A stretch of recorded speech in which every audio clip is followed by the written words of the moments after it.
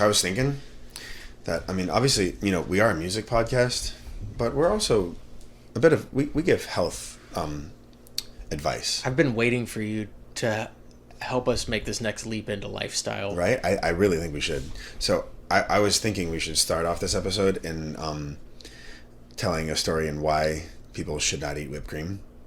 If you remember this story. No. No? Go on. So, this is backing up about 2 years before we get into the episode. This is probably like 2003, 2002. Should I intro the episode before you start the episode? Go ahead if you want to. Well, no, you said this is before we start the episode, right? Yeah. I withhold the intro. All right. Go on. There you go. So we're giving health advice here, people. Don't eat whipped cream. A few years earlier, a friend of ours and my brother, our drummer, bought some cans of whipped cream. I'm assuming we were baking something. Or trying to do nitrous hits? You mean baking something? Baking something. Yes. Our brains, bro. And we were walking back up to James's house, and one of them decided to just spray a wiener in the street in whipped cream. Yeah. As one does at 15 years old. Yeah, you spray them everywhere. Yeah, 100%. And it was never cleaned up, and it stained the asphalt. It was in asphalt that they sprayed this wiener. And it stained the asphalt.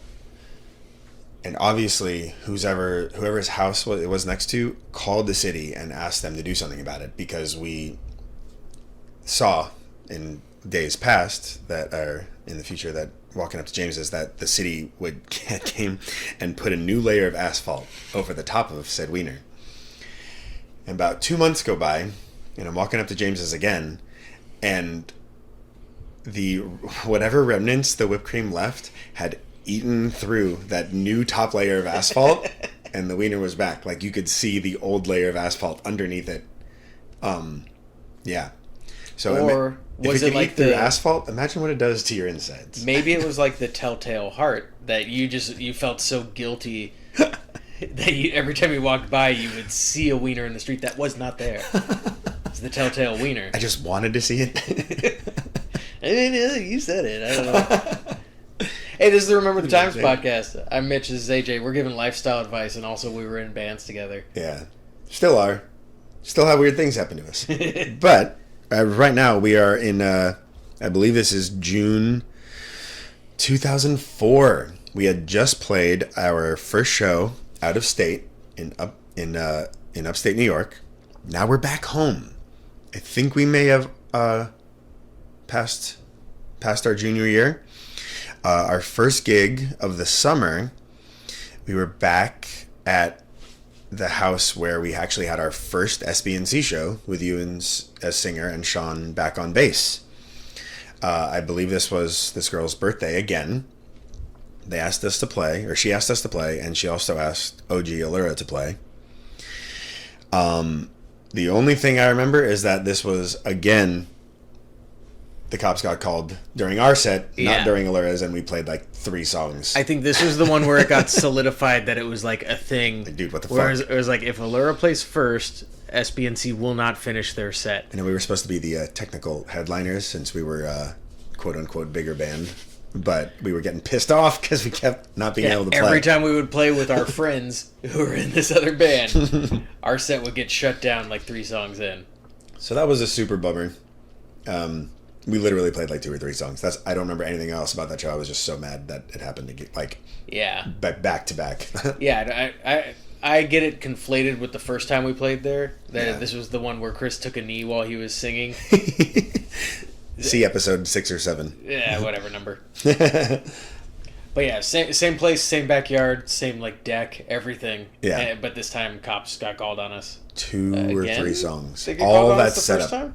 They did not the first time that I remember, but just the fact that we got it, the cops called at Zach Lowell's house, and then at this one as well. It was just like, you got to be kidding me. I think it was part because Allura was like metal. Yeah, like they were screaming. Okay, so maybe it was by the time we got there.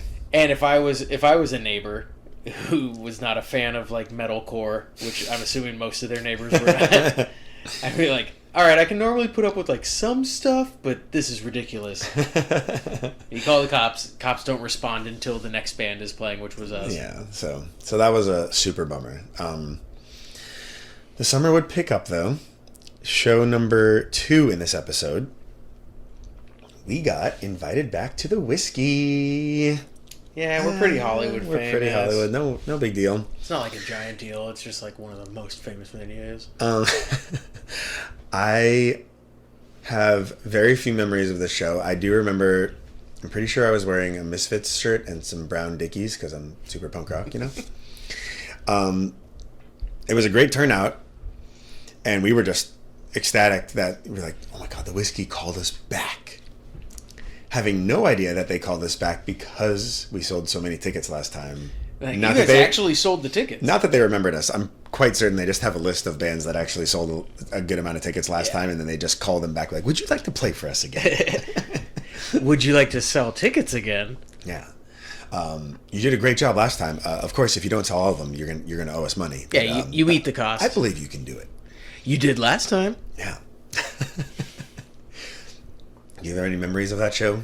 Not really. Besides that, this wasn't the one where we paid for the recording of it, right? No, that was the first time. That was the first time when we were still low class. Okay. Yeah, no, I don't. I barely remember this show then. Yeah, just barely. You're telling me it happened, so I believe you. I had a lot of pictures from this show. I had a lot of pictures from every show in high school. Are the cameras working? Yeah. Okay. Not mine. No? No, my camera died. Oh, okay. So if you're watching on YouTube, it's just going to be a close-up of AJ until his camera dies. Sweet. And then it'll just be a picture after that. Yeah, we thought we'd roll the dice, and yeah. Looks like we came up snake eyes. Oh, well. All right. Well, in that case, we should probably just move on to show 3 since we don't want the whole thing today. This one, oh my gosh. So this one, not only is it not in LA, it's not even in the same country. Chris and I spent about 2.5 weeks in England in the summer of 2004. Slight little backstory to that to understand why. My dad had gone backpacking in Europe in college, and he got a job at a bar, became really good friends with the owners, stayed friends with them, and then they said we could come work for them like 30 years later. They owned a bar / like hotel basically in the Lake District in England, and it was called Ye Old Fighting Cocks. Yeah, it's funny because cocks. Much like the Wiener story. Hey, yeah, tying it all together. It's a running theme through the episode. We did not want to go on this trip. Which we were talking about this a little while ago. We're like, what the hell is wrong with us? Why didn't we want to go to England for 2 weeks? Like, I think we just didn't want to miss whatever was going to happen with you guys. So we were like, kind of bummed at first. But all our friends are here. We had a great time though. So we worked at the pub, and then we just got to hang out the rest of the time. But we did get to work there. And it's a super small town. So like everybody who worked at the pub would just come back to the pub after the shift and just get tanked, as only English people do. Yes. You guys don't hold candles to these people. They absolutely crush it. And I just remember at this time, like My Chemical Romance was just about to blow up, so their like first version of I'm Not Okay music video was on the TV all the time, and Avril Lavigne, like Skater Boy, I just remember we were on the TV a lot. It was around that time. That's what I remember. I remember we there's this city that has like a big punk festival every year called Blackpool, and Chris and I went down to we were going to go get piercings there. Oh, my dad would not have liked, but we both chickened out. I was gonna get my tongue pierced and he was gonna get his lip pierced, and we did not do either of those. Obviously, I got over my fear, but yeah, we chickened out there. Well, was it more like it's just you, him, and your dad in England? Oh, he wasn't there. We were gonna. He wasn't staying with you guys? Nope. Oh, he just sent you there. Yeah. Oh my. Yeah. Yeah, that's pretty cool. We were there with his friends for 2 weeks. Yeah, and we took a train down there. And I went to a music store, and I bought Rise Against, Suffer and the Witness album. I think. No. What's the one with Savior and No. No. It's the third one, Siren Song of the Counterculture. That was the one. I bought that one there. And I bought the UK version of Sing the Sorrow by AFI. And Does it play on American? It does. I know players? DVDs, you don't have that luxury, but They CDs. have a you do. weird thing. Yeah, actually, and you know what? I bought an Aussie DVD over there at the store as well. It does not play here. Not knowing that it wouldn't work when I you had got no home. idea. Why would I? Why? That's ridiculous. Yeah, it's very stupid. And then I also bought a CD sampler from this magazine that had a new Slipknot song, because Subliminal Verses, their third album, hadn't come out yet. So this was the first time that I had heard one of the songs. It was Welcome, which is track 7, for anybody that does not know that album. Doesn't know the individual songs and tracks on that album. Yeah. It was awesome. But this was going to start a weird trend for me also, that every time from this point on that Slipknot put out new music, I was either on tour or in Europe for some reason. To this day. That's when I first heard it. Huh. I don't know. It's a note. It's nothing crazy, but I find that odd at this point. They're watching you. It's been like 20 years and I'm always not home when I hear it for the first time. He's gone. Let it do out. it. Yeah. But so this actually, you know what? We wrote an SBNC song while we were over there. Ooh, which one? Still Locked Away. Oh, that's right. Yeah, because Were you sad about not being near your girlfriend? Wasn't that the story? I don't know whatever. That was what I remember. You came back and you were like, so I wrote this song, and I was like, is this because you couldn't give your girlfriend kisses? We couldn't even like talk because phones and the internet weren't really a thing then. So Yeah, we just didn't talk. There was no WhatsApps. No, yeah. So it was literally like if you were not in the same city, it was just like, and the phones didn't work there. I didn't have a cell phone, And it was so 2 just whole like, weeks. yeah. So we just didn't talk for 2 weeks. Anyways, we wrote a song. I wrote the lyrics there. Chris helped me put it all together, and then lo and behold, we used a Snatch quote at the end of the song to signify that we wrote it in England. Snatch is a movie. Check that out. Yeah. Yeah, good. and I think "Still Locked Away" might be one of my favorite like right? older songs. It's a very good song. Well, thank you. Yeah, but I wrote it there because we had a lot of downtime since we weren't And doing you anything. missed your girlfriend. Yeah. And then okay, so we played there. The bar that we were working at had it was a bar / restaurant, and they had an open mic night, and this one guy ran the open mic. He would like bring in all the gear. He was like, he had a shaved head, goatee, basically an English version of Stone Cold Steve Austin. Cool. And he had a one gold I used to rock earring. Mm-hmm. I didn't like this guy. You could tell that he just like thought he was awesome and like ran it, and then he would end up playing like half the time. Yeah, to this is an everybody that open was mic there. night. Nobody else is allowed to Yeah. play though. So we didn't like him.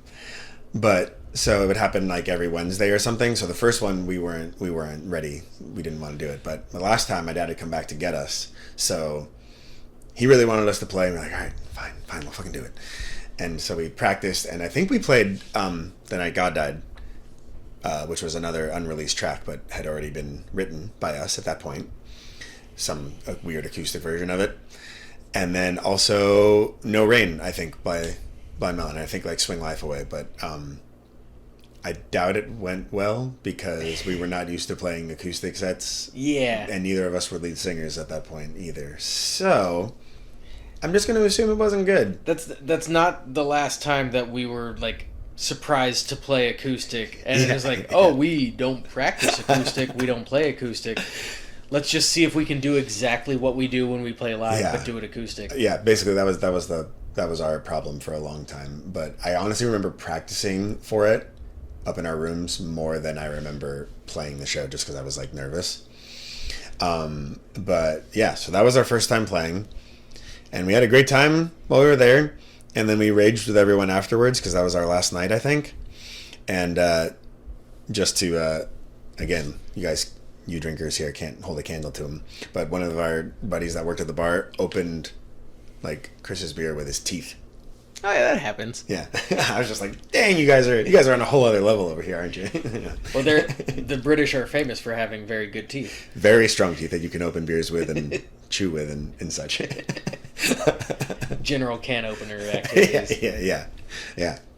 So that was not only That was my first time playing out of the country, second time playing out of the state, and it was the last time we played before our senior year in high school started. I know you weren't there for that one, but yeah, that happened. The show doesn't count as far as I'm concerned. I mean, we did play an SB&C song. I wrote another SB&C song while we were there. No, I'm glad you told this story. And it was on, it's my list, so. Yeah, I mean, but like, also I'm here, and so that matters. It does, and there are 100% going to be shows talked about in later episodes that I'm not in, that only you're there. So I feel like this is important to keep it going. I think overall there will be more shows that I'm not there and you are. It's true. As of right now, I think have not been... I wasn't even in the first like several episodes. I was just like, oh, so what did you guys do in middle school? I think you haven't played in 4 episodes so far. But still, it's important. It's important to the... So now we know we wrote a song in England and you're going to know what everything just happened. You know, okay, just leave me alone. All right. It's your show. I'm just riding along. That's our show. We're both on the flyer, aren't we? Yeah. Yeah, but I made the flyer. Yeah. Anyways, Mitch, you have a sign off yet? No. I wish that we had 2 cameras for the YouTube video. Yeah. This video is, if you're watching on YouTube, it's just going to be AJ the whole time. You should just do yours for the beginning then. Oh, yeah. So I can just keep my camera off to the side, and I'll react while I'm listening to it, and then try to dub over my own voice. And I'll do it in different locations. So I'm going to hop all over the city. Do it in the tub. Oh, England. You don't say. And I'll punch in funny jokes that I couldn't think of at the time. Like you said, English Stone Cold Steve Austin. And a stone is a weight in England, right. But I couldn't think of a good joke, and I still can't. Damn. But now I got time. So I'm going to edit it together. I'm going to take a bath, and I'm going to film myself making this excellent joke. What's a good way to say goodbye in English? In English? In English? Yeah. I don't know. Don't they say like tally ho or some shit? Tally ho.